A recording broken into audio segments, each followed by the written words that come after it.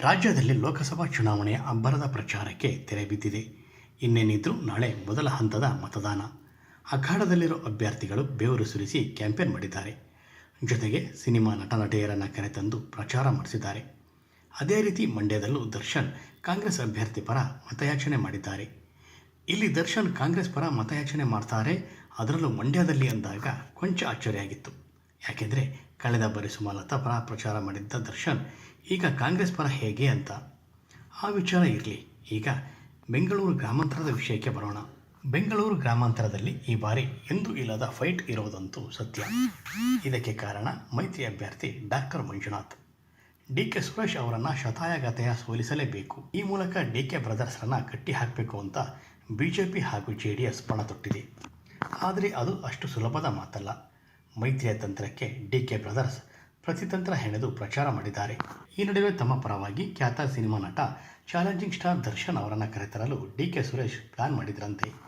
ಯಾಕೆಂದರೆ ದರ್ಶನ್ ಅವರಿಗೆ ಬೆಂಗಳೂರು ಗ್ರಾಮಾಂತರ ಲೋಕಸಭಾ ಕ್ಷೇತ್ರದಲ್ಲಿ ಅವರದ್ದೇ ಆದ ಫ್ಯಾನ್ಸ್ ಫಾಲೋವರ್ಸ್ಗಳಿದ್ದಾರೆ. ಒಂದು ವೇಳೆ ದರ್ಶನ್ ಬಂದು ಪ್ರಚಾರ ಮಾಡಿದರೆ ಯುವ ಸಮುದಾಯದ ಮತಗಳನ್ನು ಸೆಳೆಯಬಹುದು ಅನ್ನೋದು ಇವರ ಲೆಕ್ಕಾಚಾರವಾಗಿತ್ತು. ಆದರೆ ಕೊನೆ ಘಳಿಗೆಯಲ್ಲಿ ಇದಕ್ಕೆ ರಾಜರಾಜೇಶ್ವರಿ ಕ್ಷೇತ್ರದ ಶಾಸಕ ಮುನಿರತ್ನ ಕಲ್ಲು ಹಾಕಿದ್ರಂತೆ. ಡಿ.ಕೆ. ಸುರೇಶ್ ಪರ ದರ್ಶನ್ ಪ್ರಚಾರ ಮಾಡ್ತಾರೆ ಅನ್ನೋದು ಗೊತ್ತಾಗ್ತಾ ಇದ್ದಂತೆ ಎದ್ದು ಕೂತ ಮುನಿರತ್ನ ಯಾವುದೇ ಕಾರಣಕ್ಕೂ ಕ್ಷೇತ್ರಕ್ಕೆ ಬಂದು ಮತಯಾಚನೆ ಮಾಡಬಾರದು ಅಂತ ದರ್ಶನ್ಗೆ ಮನವಿ ಮಾಡಿಕೊಂಡ್ರಂತೆ. ಅಲ್ಲದೆ ದರ್ಶನ್ ಅವರ ಹಲವು ಸಿನಿಮಾಗಳಿಗೆ ನಿರ್ಮಾಪಕರಾಗಿರೋ ಮುನಿರತ್ನ ಅವರು ದರ್ಶನ್ಗೆ ಒಳ್ಳೆಯ ಸ್ನೇಹಿತರು ಆಗಿದ್ದಾರೆ. ಈ ಹಿನ್ನೆಲೆಯಲ್ಲಿ ಮುನಿರತ್ನ ಅವರ ಮಾತನ್ನು ಒಪ್ಪಿ ದರ್ಶನ್ ಅವರು ಪ್ರಚಾರಕ್ಕೆ ಬಂದಿಲ್ಲ ಅಂತ ಹೇಳಲಾಗ್ತಿದೆ. ಅಷ್ಟಕ್ಕೂ ಮುನಿರತ್ನ ಅವರಿಗೆ ಡಿ.ಕೆ. ಸುರೇಶ್ ಮೇಲೆ ಅಷ್ಟೊಂದು ಜಿದ್ದು ಯಾಕೆ ಅನ್ನೋ ಪ್ರಶ್ನೆ ಇಲ್ಲಿ ಕಾಡಬಹುದು.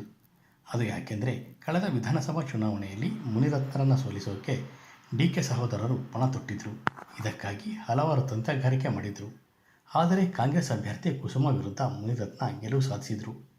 ಇನ್ನು ಕಾಂಗ್ರೆಸ್ ಸರ್ಕಾರ ಬಂದ ಬಳಿಕ ಆರ್ ನಗರಕ್ಕೆ ಕೊಟ್ಟ ಅನುದಾನವನ್ನು ಡಿ.ಕೆ. ಶಿವಕುಮಾರ್ ವಾಪಸ್ಸು ಪಡೆದುಕೊಂಡಿದ್ದರು. ಇದೆಲ್ಲದರಿಂದ ಮುನಿರತ್ನ ಅವರಿಗೆ ಡಿ.ಕೆ. ಸಹೋದರರ ಮೇಲೆ ಸಿಟ್ಟಿದೆ. ಇದರಿಂದ ಈ ಲೋಕಸಭಾ ಚುನಾವಣೆಯಲ್ಲಿ ಡಿ.ಕೆ. ಬ್ರದರ್ಸ್ನನ್ನು ಸೋಲಿಸೋಕೆ ಪಣೆ ತೊಟ್ಟಿದ್ದಾರೆ. ಇದರಿಂದಲೇ ದರ್ಶನ್ ಅವರನ್ನು ಸುರೇಶ್ ಪರ ಪ್ರಚಾರ ಮಾಡದಂತೆ ತಡೆದ್ರು ಅನ್ನೋ ಮಾತುಗಳು ಕೇಳಿ ಬರ್ತವೆ. ಹೌದಲ್ವಾ? ಮುನಿರತ್ನ ಹೇಳಿದ ಮೇಲೆ ಈ ಮಾತನ್ನು ದರ್ಶನ್ ಎತ್ತಾಕೋಕೆ ಆಗಲ್ಲ. ಯಾಕೆಂದರೆ ದರ್ಶನ್ ಅಭಿನಯದ ಕೆಲ ಸಿನಿಮಾಗಳಿಗೆ ಮುನಿರತ್ನ ನಿರ್ಮಾಪಕರು. ಸಾಲದಕ್ಕೆ ಇಬ್ಬರ ನಡುವೆ ಉತ್ತಮ ಬಾಂಧವ್ಯ ಇದೆ. ಕಳೆದ ವಿಧಾನಸಭಾ ಚುನಾವಣೆಯಲ್ಲಿ ದರ್ಶನ್ ಮುನಿರತ್ನ ಪರ ಪ್ರಚಾರವನ್ನು ಮಾಡಿದರು. ಹಿಂದೊಮ್ಮೆ ಇದೇ ದರ್ಶನ್ ಮುನಿರತ್ನ ಯಾರ ಪರ ಪ್ರಚಾರ ಮಾಡಿ ಅಂತಾರೋ ಅವರ ಪರ ಪ್ರಚಾರ ಮಾಡೋದಾಗಿ ಹೇಳಿದರು. ಈಗ ಅದೇ ರೀತಿ ಸುರೇಶ್ ಪರ ಪ್ರಚಾರ ಮಾಡದಂತೆ ಮುನಿರತ್ನ ದರ್ಶನ್ಗೆ ಹೇಳಿರಬಹುದು. ಇದರಿಂದಲೇ ಅವರು ಕಾಂಗ್ರೆಸ್ ಪರ ಪ್ರಚಾರ ನಡೆಸಿಲ್ಲ. ಹಾಗಿದ್ರೆ ಮಂಡ್ಯದಲ್ಲಿ ಕಾಂಗ್ರೆಸ್ ಪರ ಪ್ರಚಾರ ಮಾಡಿದ್ರಲ್ಲ, ಅದು ಹೇಗೆ ಅನ್ನೋ ಪ್ರಶ್ನೆ ಇಲ್ಲಿ ಕಾಡಬಹುದು. ಒಂದು ವೇಳೆ ಅದಕ್ಕೂ ಮುನಿರತ್ನರೇ ಕಾರಣನಾ? ಒಂದು ವೇಳೆ ಅದು ಅದೇ ರೀತಿ ಆಗಿದ್ದರೆ ಕುಮಾರಸ್ವಾಮಿ ಸೋಲನ್ನು ಮುನಿರತ್ನ ನೋಡೋಕ್ಕೆ ಇಷ್ಟಪಟ್ಟಿದ್ದಾರಾ? ಇದನ್ನು ಹೇಳೋಕ್ಕಾಗಲ್ಲ.